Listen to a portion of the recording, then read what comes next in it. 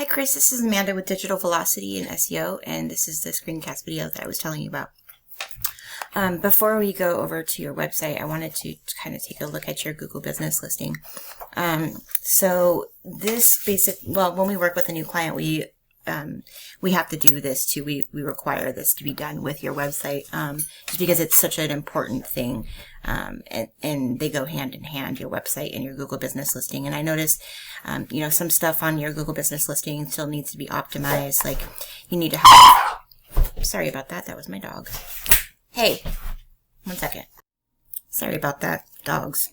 Can't live with them. Can't live without them. So what I was saying is your photos. There's only like 2-3 photos on here. This is going to be, there's 8, but, you need like at least 20, and there needs to be continually, adding more pictures as time goes on, because Google really likes to see that you're active, your listing is staying active. And this is one of the biggest ranking factors for, Google business listings is the pictures. So, and then making sure that those are tagged with your geolocation as well. Making sure that all of your information on here is correct, your name, phone number, address, your service areas. And then I noticed, so here's where you could list all of your services, and this seems to be the only one that's listed. So all of those services that are on your website in the squares, those all need to be listed and described here. Your description needs to have 750 words with a few keywords thrown in there. There's a spot where you can ask questions and answers that needs to be filled out. You need some more reviews here. There's just kind of a lot of things, that need to be optimized here on your Google business listing to get you ranking, in the top sections in the map pack. So I'm not sure if you're familiar with how like a page is split down. So usually like there's what's called Google Guaranteed. It's an ad program that Google has where you're up at the very, very top here. So that usually comes first, and then any sponsored ads come below that. So that's going to be your pay-per-click ads. And then there's this section right here called the map pack. And then there's the organic listings that come down below. So each one of those sections takes a different set of things to get into. The ads obviously take you paying for the ads. The Google Map Pack is where your listing comes into play. That's how you rank into this top part, is by having that optimized Google business listing. And that's half of the ranking factor. The other half of the ranking factor is citations. So that's going to be your name, address, and phone number as it's listed here on Google in different directories across the web. So places like Yext, Yellow Pages, BBB, Facebook, anywhere there's a business directory listing. When we work with a new client, we build 200 of those hand-placed citations to start off with, just to, surpass your competition. And so it takes them a while to catch back up to you. So those are the 2 ranking factors for getting you into that map pack. And then when the organic section is where your website comes into play. And I did take a look on Built With, and it looks like your website is built on Elementor Pro on WordPress, which is perfect because that's what we build on. That's the exact builder that we use and everything. So that works out for you. Here's the back end of your website. So basically this is all the AI stuff. So you're not showing up in any AI results right now. The backlinks. So this is the DR and the UR score. This is basically like the trust that Google has in you, that you are who you say you are and you do what you say you do, and the power that's being driven to your website. And you drive power to your website through what's called backlinks. Backlinks are basically any other site that has a link that leads back to your site.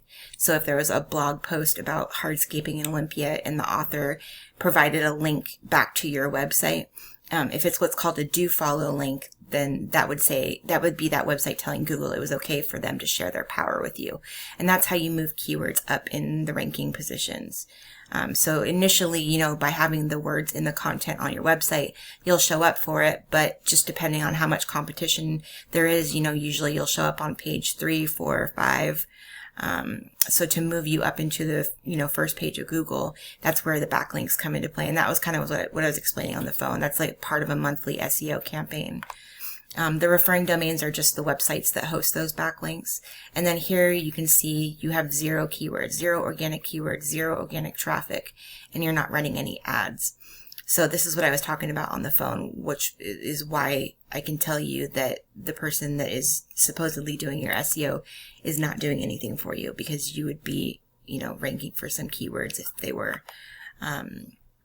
So looking at some of your competition, what I noticed is that they're not doing a whole lot either. Like, your competition is really not doing a lot.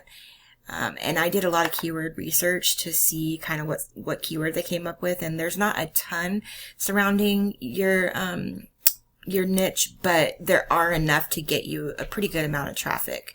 And just none of these people are really doing anything. So you can see, like, they're only ranking for 7 words. These people are working for 7, 11 here, 3, and 0. So you can see, like, they're really not doing a whole lot. So if we got you, you know, ranking for some keywords, you would far surpass these people, like, right away. And these are mostly the top listings for, like, landscaping, Olympia, hardscaping, Olympia. I did excavation. So I kind of pulled a little bit from here and a little bit from there. And I can just tell you they're just all not doing a whole lot. So it wouldn't take a whole lot to surpass these people, especially with your Google business listing. That, yeah, both of them, I think it would be relatively easy to rank you. 1 second. Which is why I'm kind of confused on the person that's supposed to be doing SEO, why they haven't done anything, because it's not like there's a ton of, you know, high competition as far as SEO goes out there in your niches. So, you know, it would be relatively easy to rank you. I wanted to kind of show you the keywords that I pulled up for you too. Let me just 1 second and grab those. Now, like I said, there's not a ton, but there is enough to bring you like a pretty decent amount of traffic. Let's see here. Clients, current clients. Sorry, I didn't have this pulled up. Okay, here we go. So you can kind of see here, like, these are the term groups. So these are, you know, ones that say Olympia. These are the actual keywords. So you can see that, you know, there's a decent amount, and this was just me spending about, you know, 45 minutes to an hour looking up keywords. So you can kind of see there's not a ton of search traffic for each one of them, but when you put, you know, add them all together, that's a pretty decent amount of search traffic. So like, you know, 30, 60, 90, 120, 150, you know, there's probably at least 400 or 500 search traffic that I could target for you. Looks like a little bit more than that. Yeah, there's probably 500 or 600 that I could target for you.